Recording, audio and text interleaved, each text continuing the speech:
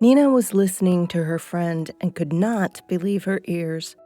For the past hour, Susan had been talking about her new passion, Paul, with whom she was going to fly tomorrow for a vacation. She asked Nina to look after her handicapped husband, and Nina was indignant. "Susan, how dare you do this? And besides, your husband is not stupid and understands everything. So what? I'm sick of everything, and I've been looking after him for 2 years. I'm fed up. I want a healthy man. Do you understand?" But Nina couldn't listen to it anymore. She stood up and reminded her friend that even in a wheelchair, Eric, thanks to his intelligence, earned good money and provided Susan with everything she needed. And definitely, he could not be compared to any Paul. Susan looked intently at her friend and suddenly laughed. "Ah, now I understand. You're still crazy about him, but he's a useless cripple. All right, if you don't want to look after him while I'm away, I'll hire a nurse." "Don't need. Okay, I'll look after your husband," Nina said firmly. Susan smiled contentedly, and then handing her friend the keys to the apartment, promptly said goodbye. Probably because of this firmness and ease, Eric had once chosen her out of 2 friends. Nina was different, quiet, modest. Nevertheless, the girls were friends. But unfortunately, they fell in love with the same man. Nina gave in immediately, but did not stop being friends with Susan. But she tried not to visit them. It was hard for Nina to see Eric looking adoringly at her friend. For the 5 years that have passed since then, no one has been able to displace Eric from her heart. And 2 years ago, misfortune happened. Eric worked as a programmer at a large company, earned good money, but he spent all of his time at work. On that fateful day, Susan went alone to a friend's birthday party. She had drunk too much and asked her husband to pick her up from the bar. He arrived just as some drunks from another company were starting to molest her, and Eric had to intervene. After the fight, everyone ran away, but Eric was still lying on the ground. The doctor's prognosis was disappointing: spinal trauma and very little hope for recovery. Susan, like a mad woman, was running around to various doctors, but it was to no avail. Nina sympathized with her friend and once said, "Susan, I didn't even think you loved Eric so much." But her friend's answer shocked her. "Love? No, I just don't want to ruin my life and live with an invalid who is good for nothing. Unfortunately, I can't leave him. Otherwise, everyone will think I'm bad." Nina was completely overwhelmed. "How can you say that? After all, Eric suffered because of you." Susan shook her head dramatically. "And who asked him to do that? If he's not a real man and can't fight, why did he get into a fight? He's caused me so much trouble, I wouldn't wish it even on my enemy." Susan lamented for a long time about her hard fate, but Nina tried not to listen to her because she could not accept what her friend was saying about Eric. So Susan flew on vacation, and Nina came to Eric. She opened the door and entered the apartment. Eric looked at her in surprise. "Nina, why are you here? And how did you get in? Where's Susan?" Nina silently showed the keys and confusedly tried to explain that Susan had to go away on business. The smile on Eric's face changed to disappointment. "Ah, I see. After all, she went to the sea with her Paul." Nina stared at Eric in amazement. "So you know everything?" "Well, she hasn't really been ashamed of me lately. She's been treating me like furniture, talking for hours in front of me on the phone as if I were deaf." Nina tried to say something in defense of her friend, explaining her behavior by the usual tiredness, but Eric only grinned bitterly. Is she tired? Why would she be tired? I've been doing all the housework by myself for a long time. I cook, do my own laundry. I only can't go to the grocery store or take out the trash. And you, if you came to cover for your friend, then in vain. I do fine by myself." Having said all this, Eric silently turned the wheelchair and headed to his room. Nina could have probably left in silence, but for some reason she got angry and said to Eric, "You can be angry with her as long as you want, but what does that have to do with me? What have I done wrong to you?" Eric was confused. He tried to explain that he'd just misspoken and didn't mean to offend her at all, but suddenly he saw tears glisten in Nina's eyes. He froze and then smiled suddenly. "How about some coffee?" he suggested. "I have to finish my work, but then we'll sit down and have a quiet talk." "Sure, Eric. I'll do everything now." The girl jumped up and, grabbing the bag with cakes she had brought, rushed into the kitchen. Nina set the table with trembling hands, and her cheeks were burning. When everything was ready, she glanced into the room and saw Eric concentrating on his computer. Nina silently returned to the kitchen and stood by the window. She thought of all the years she'd dreamed of just being near Eric and drinking coffee like that. "Why don't you call me?"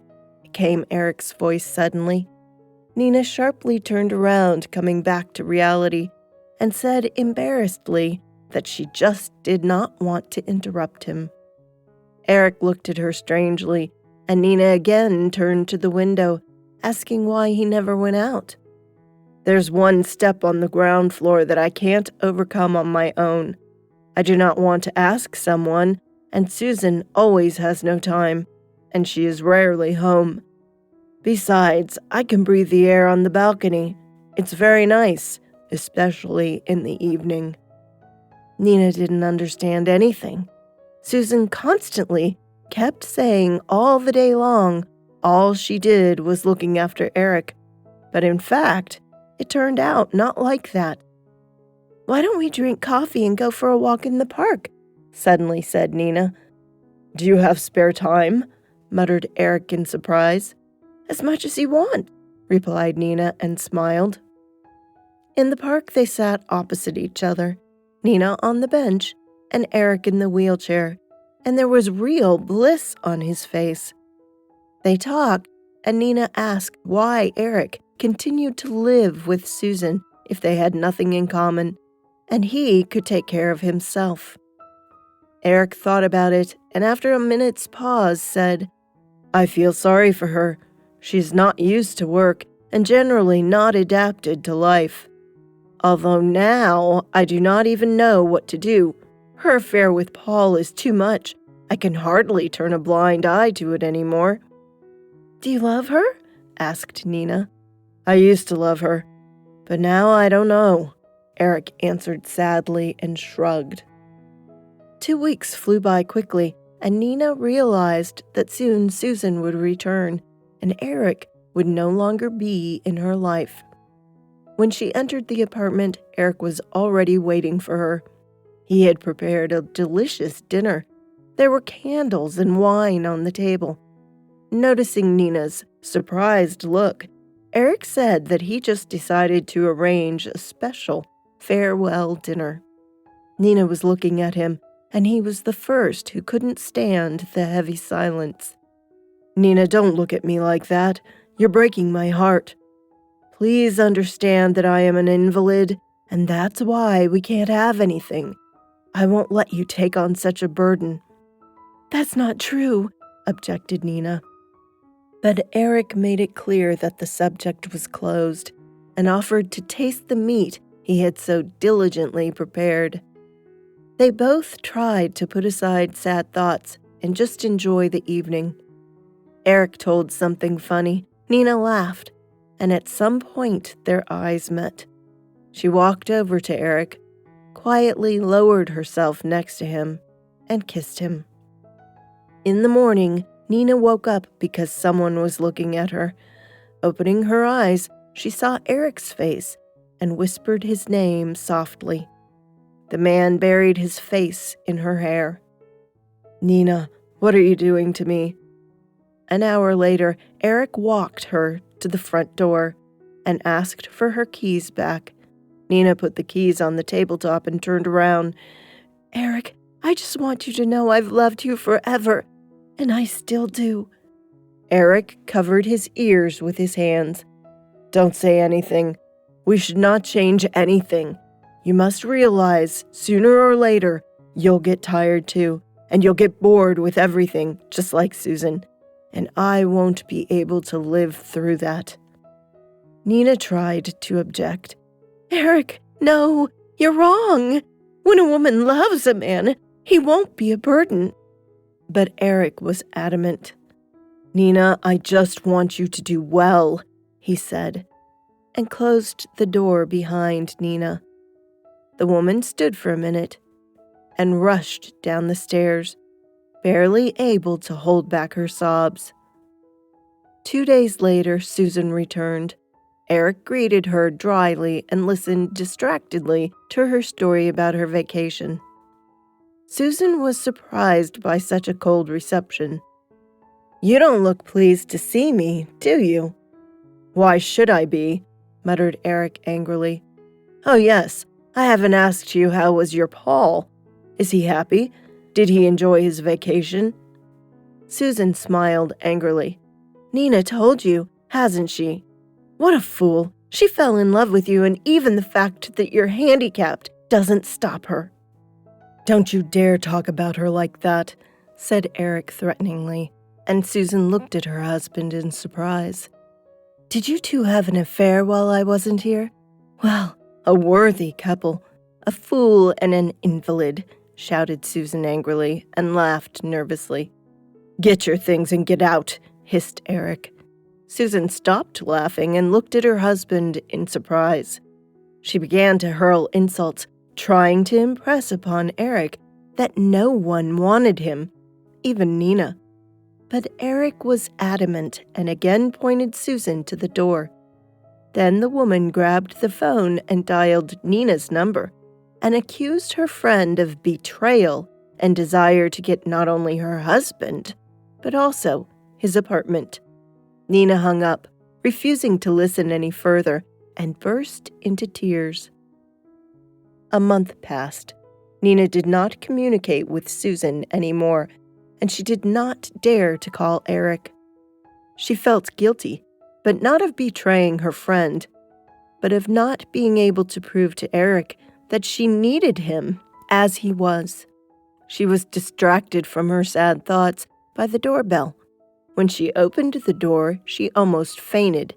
It was Eric, and there was a bouquet of flowers on his lap. "Nina, I can't be without you. If you're not afraid of becoming the wife of a disabled man, then—" Nina did not let him finish, rushing to hug and kiss her beloved. The same evening, Susan came too. She threw the bags with her husband's belongings and warned that she would not allow them to live in her apartment.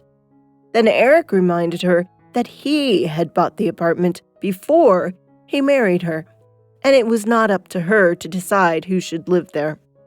"I'll sue you. You have to support me," squealed Susan in powerless rage. "But I'm an invalid, have you forgotten?" laughed Eric. "So you can go live with your sweet Paul." "He's married," Susan mumbled confusedly. Eric grinned and closed the door in front of her. Nina hugged him, and with a mysterious smile, she handed Eric a black and white photo of a new life which started in her body. Seeing the photo, tears came to Eric's eyes, and he whispered, "Thank you." Narrated by Deidre Eby.